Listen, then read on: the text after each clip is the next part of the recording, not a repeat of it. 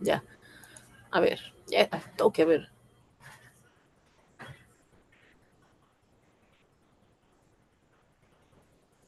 Hmm,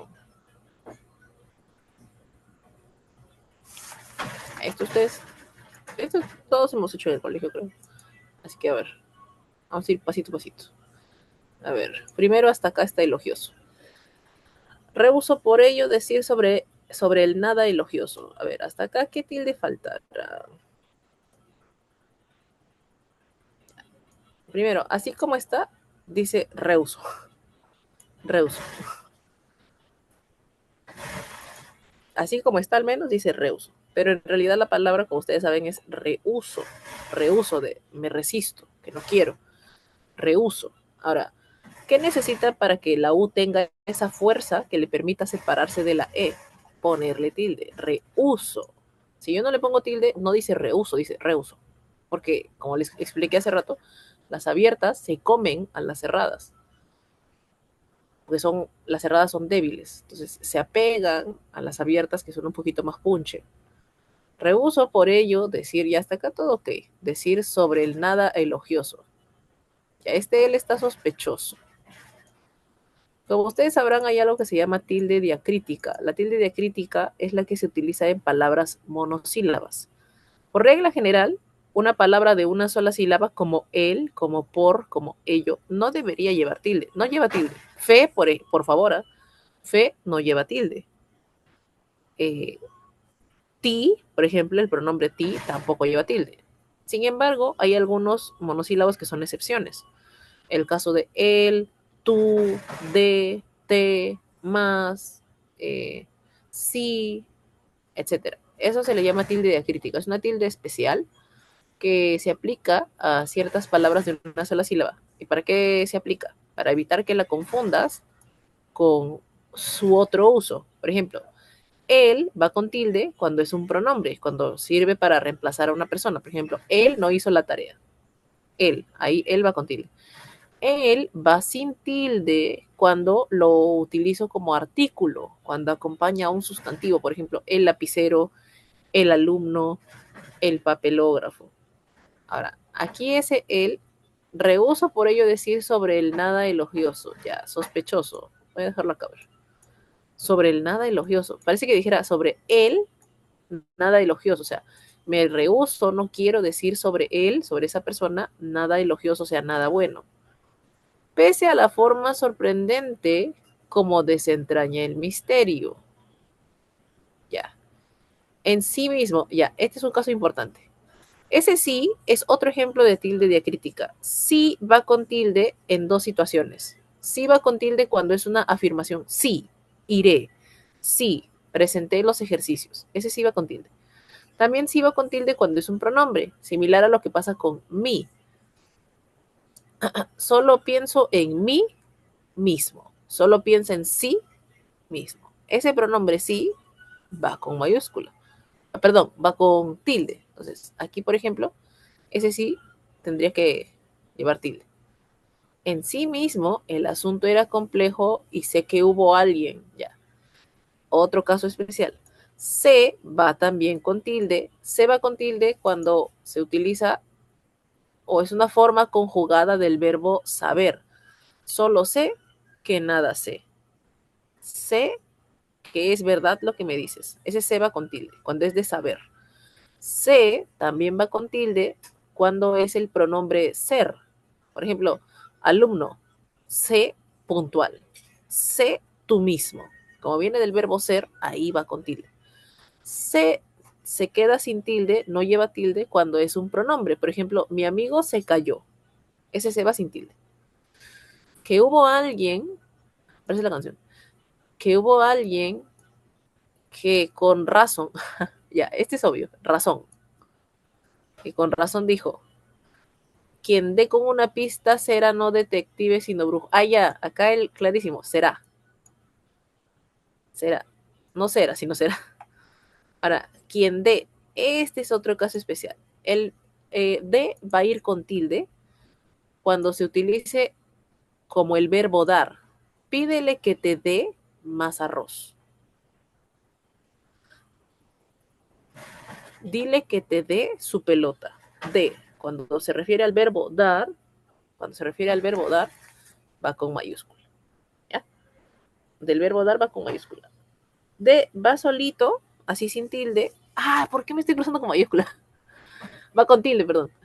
De va con tilde entonces cuando es del verbo dar. De va sin tilde.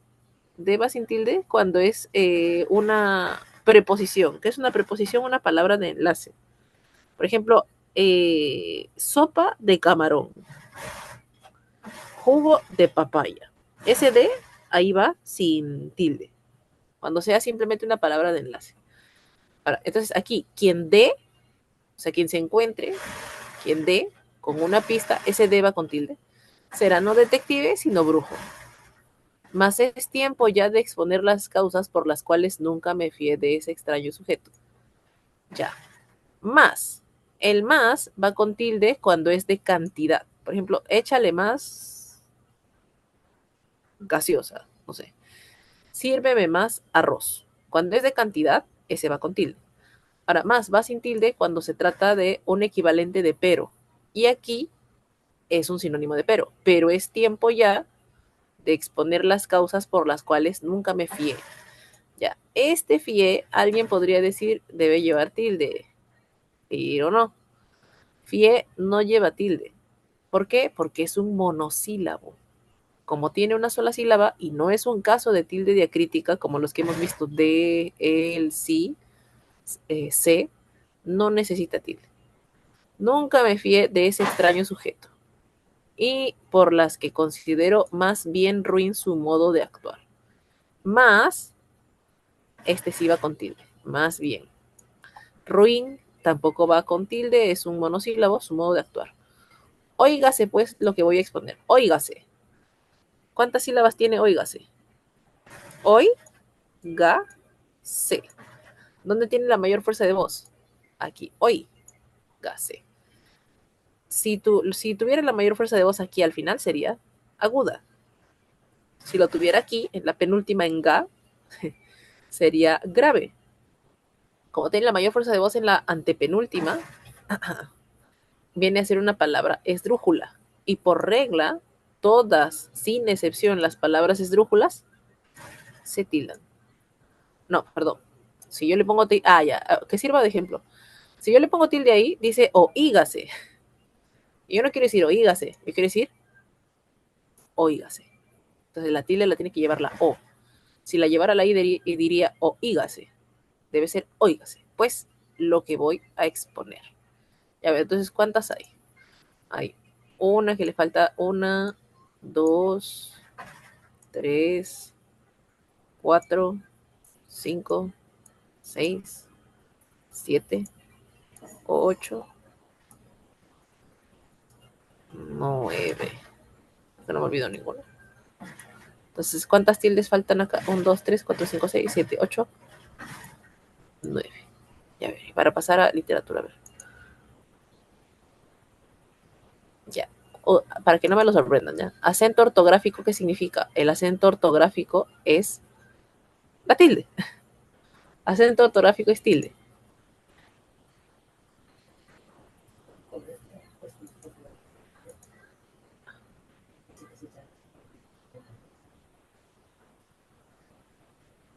Ah, pero esperen, antes de pasar esa, acá falta desentraño. ¿Desentraño o desentrañó? Pese a la forma sorprendente como desentrañó el misterio. Entonces aquí falta uno. Ya, entonces serían 10. Desentraño, desentrañó. Ahora sí. A ver, considerando la regla, ya, tilde. A ver, el acto cerro, cerro, con un requiem en honor de las víctimas. A ver, ¿qué tilde falta ahí?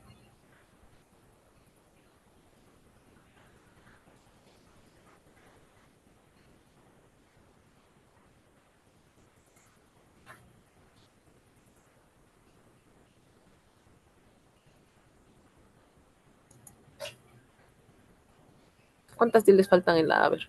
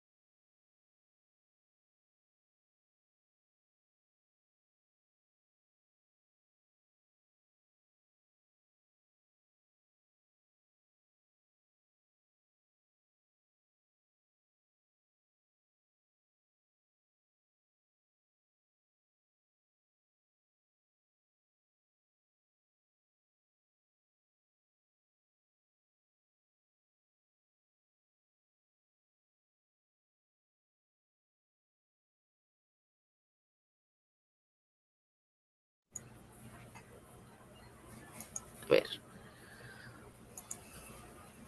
Ya bien. Yo creo que salta a la vista que sea, no debe ser cerro, sino cerró. Cerró. Palabra aguda que termine en vocal, Paco. Ahí está, ya, muy bien. Ya. Muy bien. Cerró requiem. Requiem también lleva tilde porque requiem, es una palabra grave. Tiene mayor fuerza de voz en la penúltima sílaba. Requiem. Y palabra grave que termina en... Las graves son al revés de las agudas. A ver, por si acaso lo voy a poner, quizás por ahí alguno no se acuerda. A ver, las agudas, hay graves, hay esdrújulas, y hay sobresdrújulas. Esa es la regla, esta se les llama tildación general. Las agudas son las que llevan mayor fuerza de voz en la... ahorita un dibujito. Ya. Las agudas llevan tilde cuando terminan en N, en S o en vocal. Las graves llevan tilde al revés, cuando no terminan en N, en S ni en vocal. Son al revés, literal. Puede terminar en cualquier consonante. En cualquier consonante menos N la S. Ahí va a llevar tilde. Las esdrújulas llevan tilde siempre. Y las sobresdrújulas, igualito, llevan tilde siempre, sin ninguna excepción. ¿Ya? Ahora vamos a hacer. Ya, a ver. 1, 2, 3, 4. 1, 2, 3, 4. De repente no se acuerdan. 1, 2, 3, 4. 1, 2, 3, 4. Ya. Ahora, será aguda si tiene la mayor fuerza de voz por acá. Es grave si tiene la mayor fuerza de voz acá. Es esdrújula si tiene la mayor fuerza de voz acá. Sobre esdrújula si la tiene acá. Así. Última, penúltima, antepenúltima y tras antepenúltima. Entonces, por ejemplo, víctimas, como dices muy bien, hija, víctimas va con tilde, porque víctimas es más. Víctimas. ¿Dónde tiene la mayor fuerza de voz? En la penúltima. En la antepenúltima. En la antepenúltima. Por lo tanto, es esdrújula. Y si es esdrújula, lleva tilde sí o sí. Ahora, en la B, dice Álvaro solo desea ketchup en su sándwich de lechón.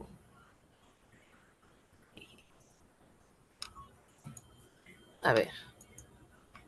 Ya, primero, de los nombres dicen, se suele decir que no tienen regla, pero aquí les vamos a aplicar. Si tiene un amigo que se llama Álvaro, bueno, pero Álvaro debería, en teoría, llevar tilde. Ya, Álvaro. Cosa importante, la palabra solo hace años llevaba tilde. En la actualidad, no. Bajo ninguna circunstancia debería llevar tilde. Antes solo llevaba tilde, la palabra solo llevaba tilde cuando se refería a únicamente. Por ejemplo, solo tengo un sol. Únicamente tengo un sol. Ahí llevaba tilde. Y solo iba sin tilde cuando se refería a sin compañía. Él camina solo, o sea, sin nadie. Pero en la actualidad se prefiere que uno redacte bien, digamos, la oración para evitar esa confusión entre solo y solo. Ya no lleva tilde. Así que ese solo, sea cual sea la circunstancia, la situación, no va a llevar tilde. ¿Ya? Ahora, ketchup. Ketchup. Ketchup. Es una palabra grave, tiene la mayor fuerza de voz en la penúltima. Ahora, acá está la fuerza de voz. Ketchup. Ketchup, palabra grave que termina en P. ¿Lleva tilde, sí o no? Uy. Ketchup. Igualito como pasaba con requiem, como es palabra grave que termina en una consonante que no es N, va a llevar tilde. Ketchup. En su sándwich de lechón.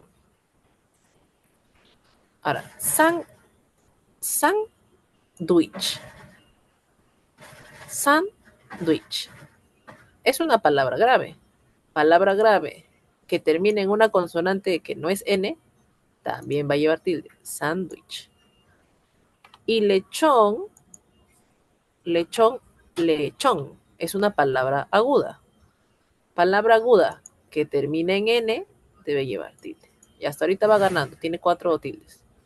El depósito $120. Ya, primero lo más evidente. Depósito. No, ni siquiera depósito. A ver, el depósito de 100, ya, dólares.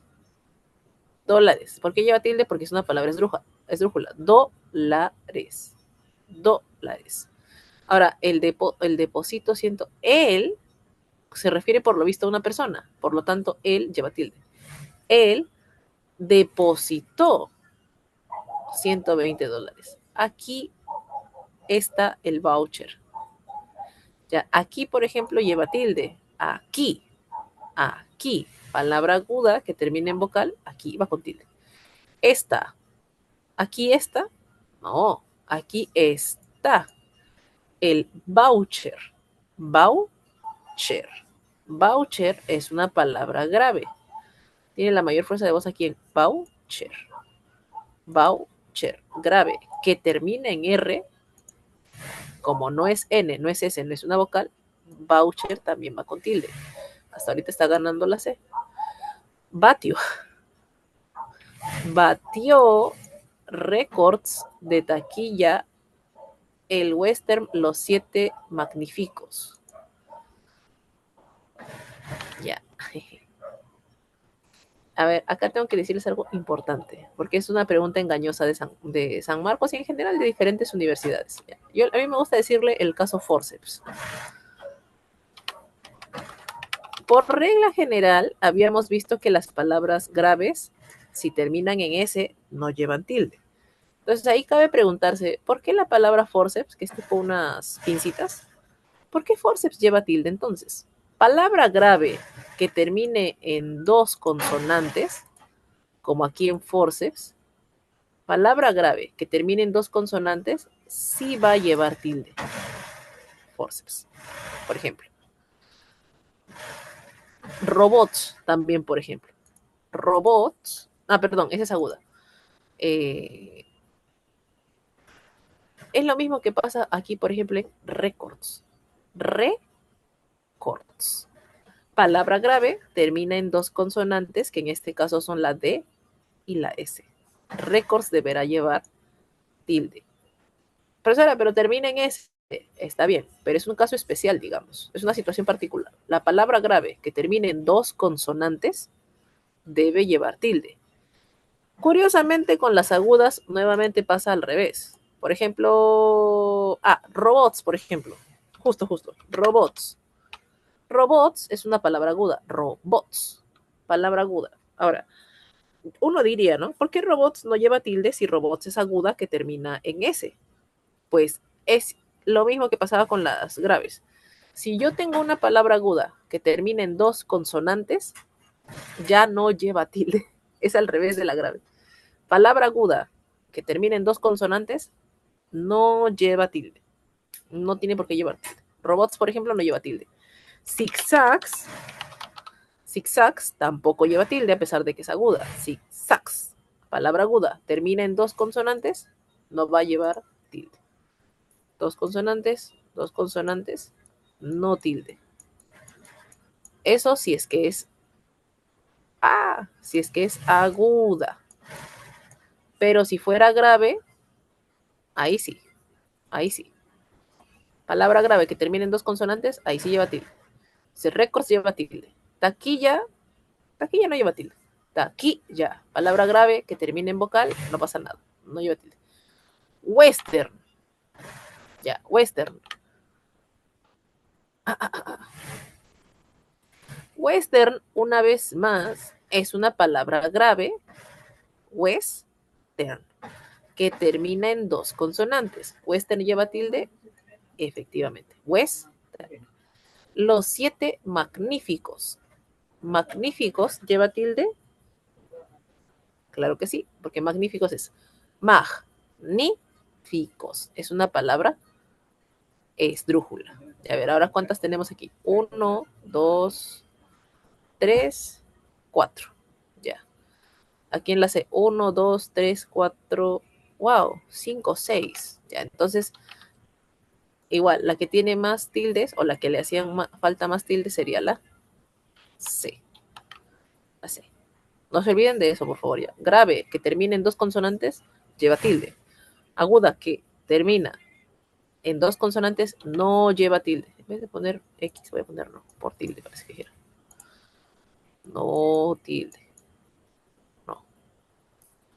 Aguda en dos consonantes no lleva tilde. Ya, ahora,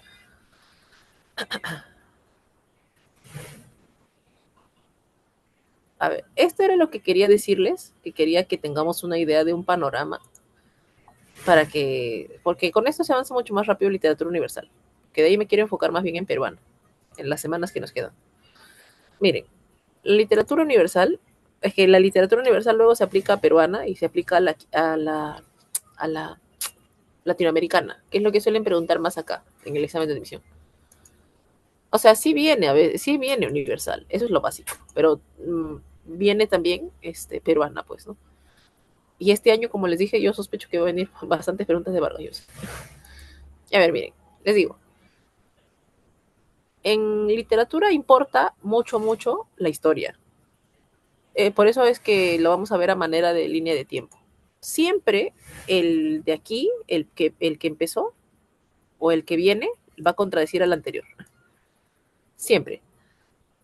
O va a ser, vamos a ver qué evidencia características opuestas contrarias. Por ejemplo, el barroco es opuesto al renacimiento. El renacimiento se opone al medievalismo.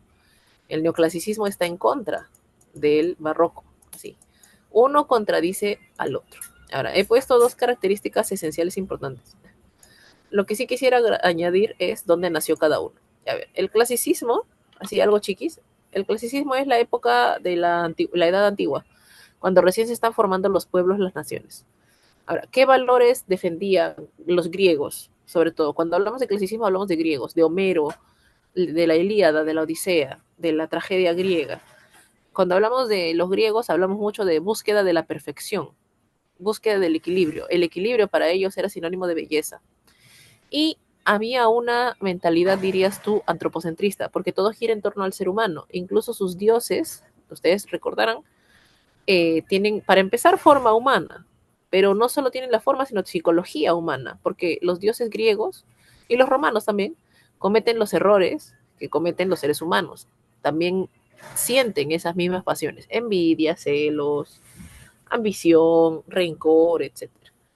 Ahora, ¿de dónde a dónde abarca aproximadamente del siglo X antes de Cristo hasta el 5 después de Cristo? De aquí en más, todos los que están aquí con mayúscula son después de Cristo. La época medieval, que es la más extensa, es del 5 al 15. En la época medieval hay un cambio de pensamiento. Producto de que se desarrolla cae el Imperio Romano de Occidente. Ay. Producto de la caída del Imperio Romano, que se empiezan a mezclar los pueblos con o sea, los fragmentos, digamos, del Imperio Romano se mezclan con los llamados pueblos bárbaros. Y posterior y paulatinamente se empiezan a formar lo que luego conoceremos como los grandes reinos de Europa. En ese contexto, lo que más se desarrolla en la época medieval, que es el nacionalismo. Hay un deseo de defender esa tierra, esa nación que recién se está formando. Es por eso que en la época medieval lo que aparece y que es súper importante es el llamado cantar de gesta. Cantar de gesta como por ejemplo el cantar del Mío Cid. Cada nación importante europea tenía su propio cantar de gesta. El cantar de gesta era la narración oral de las grandes hazañas de un caballero que defendía con honor justamente las tierras pues, de su reino. Había un cantar de gesta por nación. El de Alemania, de repente lo conocen, es el cantar de los nivelungos. El de España es el que es el más famoso probablemente, para nosotros al menos, cantar del Mío Cid. El de Francia es el cantar de Roldán o la canción de Rolando. Los dos nombres son válidos. Cantar de Rolando. Rolando, Roldán. Los dos nombres también. Y el de lo que luego conoceremos como Inglaterra es Beowulf. Así se llama, Beowulf. Beowulf. Historias marcadas por lo fantástico, por mucho heroísmo. Ahora, ¿de dónde sale esto del teocentrismo? Producto también de la caída del Imperio Romano se difunde el cristianismo. Y la iglesia se vuelve, tú sabes, la institución más importante, superpoderosa durante la época medieval, durante el llamado oscurantismo. ¿O qué era el oscurantismo? Mantener la cultura a oscuras. Evitar que, no evitar, pero ceñirse esencialmente a lo que decía como que la Biblia y pues reprimir todo lo que la cuestionara, ¿no? Es por eso que luego, cuando aparece el Renacimiento, tiene ese nombre. Se llama Renacimiento, siglo XVI, posterior a la época medieval. Se llama Renacimiento porque literal se entiende que renacen las artes, renace la ciencia luego de haber estado como que dormidas, producto de la represión de la iglesia. Durante el Renacimiento ya hay otra mirada totalmente opuesta. Si producto del amor por Dios hay un teocentrismo durante la época medieval, el Renacimiento es lo contrario. Hay un antropocentrismo. ¿Antropocentrismo qué significa? Centrarse en el ser humano. ¿De dónde toma su inspiración el Renacimiento?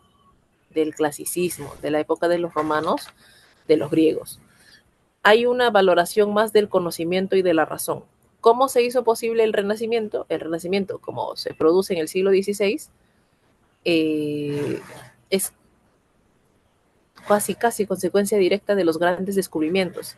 Para el siglo XVI, por ejemplo, se había descubierto América, se había creado la imprenta, la brújula, ya se habían establecido las rutas comerciales con Oriente en Europa. Y el modelo económico también ya había cambiado. De lo que en la época medieval teníamos el feudalismo, en el Renacimiento ya hay un poco más, es más mercantilista, es capitalista, porque la riqueza reside no en poseer tierras, como ocurría en la época medieval, sino en tener mercancías para producir, para intercambiar por dinero. Ahora, el Renacimiento es de inspiración grecolatina, por lo mismo buscan equilibrio, buscan belleza, hay un amor profundo, muy intenso por la naturaleza. Y en oposición al Renacimiento aparece el Barroco. El barroco en una palabra es exceso. Exceso. Les encanta el exceso. En oposición con lo simétrico, calculado que podía llegar a ser el Renacimiento, lo simple incluso que podía llegar a ser el Renacimiento, el barroco apuesta por un dinamismo, por algo, una obra más compleja, cargada de detalles. El barroco no es únicamente, igual que el Renacimiento, no es únicamente un movimiento literario, es artístico. El barroco sobre todo destaca en pintura, en arquitectura también. ¿Por qué es tan dinámico o por qué se siente tan en movimiento, es tan cambiante el barroco? Para el momento, para el siglo XVII, ya se había comprobado que nosotros, bueno, la Tierra no era el centro del mundo, como se solía pensar, sino que estábamos en movimiento, que nosotros girábamos alrededor del Sol. Entonces, para imitar esa sensación de movimiento, es que el barroco utiliza una figura literaria de la que habíamos hablado la semana pasada. ¿Cómo se llama esa figura literaria que altera el orden de la oración? Usan mucho el hipérbato para transmitir esa sensación de movimiento que también estaba atravesando pues el mundo, ¿no? Exceso, mucho detalle, mucha palabra culta, mucha palabra rebuscada. En oposición al barroco viene el neoclasicismo para apagarle esos ímpetus. El neoclasicismo es totalmente opuesto al barroco. Si el barroco era puro exceso, mucho detalle, ya que raya en lo vulgar, en lo rimbombante, el neoclasicismo, esto sí es importante, eso me está olvidando. El Renacimiento nace en Italia, igual que el barroco. El barroco también es de Italia. Mientras que el neoclasicismo es de Francia. En el medievalismo no pongo un país como tal porque, número uno, recién se estaban formando y no es que naciera en uno en particular, sino que se estaba desarrollando en paralelo, diríamos. Francia. El neoclasicismo es de Francia. Originalmente se llamaba, clasicismo, porque imitaban mucho los modelos griegos. Siempre, por eso se llama clasicismo, porque siempre volvemos a eso. Originalmente se llamaba clasicismo, cuando lo empezaron a imitar en otras partes de Europa ya recibió el nombre de neoclasicismo. Ahora, el neoclasicismo o clasicismo que nace en Francia tiene dos pilares, son dos características esenciales. La primera que la obra tiene que cumplir una función. No puede ser puro exceso, no puede ser así puro morbo o algo, no. La obra tiene que cumplir una función. ¿Qué función? Enseñarle al público alguna lección. Es por eso que en el neoclasicismo lo que más abunda son, ¿qué cosa? Comedias. Hay mucha comedia porque la comedia era lo que más consumía la gente del pueblo. Entonces, a través de la comedia se le enseñaba qué actitudes no debería adoptar. Y otra cosa lógico que también hay bastante en el neoclasicismo es fábulas. Las fábulas, como ustedes saben, son esas historias chiquititas, cuentos chiquitines, en los que los protagonistas normalmente son animalitos y que terminan en una moraleja, en una enseñanza. La obra no puede ser, o tiene una razón de ser, tiene que existir para educar a la gente. Y el otro pilar del neoclasicismo es la normatividad. La normatividad. Normatividad. ¿Cómo así normatividad? La obra debe respetar unas reglas. Reglas. ¿De dónde se sacaron estas reglas? Entendieron que Aristóteles antiguamente había estudiado las obras de su tiempo y lo interpretaron como que Aristóteles te decía, las obras tienen que ser de esta manera. Aristóteles lo tomaron como un manual, cuando él lo único que quería decir era que las obras de su tiempo pues tenían ciertas características, tenían cierta estructura, pero ellos lo interpretaron como un manual. Entonces, ellos siguen algo que se llama las tres unidades aristotélicas. ¿Cómo así tres unidades? Unidades. O sea, la obra, sobre todo la obra de teatro, a fuerza tenía que cumplir con unidad de acción, unidad de espacio, unidad de tiempo. ¿Qué es eso? A ver. La unidad de acción decía que mi obra de teatro, para apegarse y parecerse a la realidad, debería mostrarme un solo conflicto. O sea, no es como las telenovelas que te presentan 1000 problemas al mismo tiempo. No, eso no les gustaba. No, solo debe enfocarse en un conflicto, en un problema. Esa es la unidad de acción. La unidad de espacio. En lo posible, la acción de mi obra de teatro, mi tragedia, mi comedia, debía tener un solo escenario, una sola habitación, como mucho que todo ocurra en una sola casita, como mucho, unidad de espacio. No como en las películas.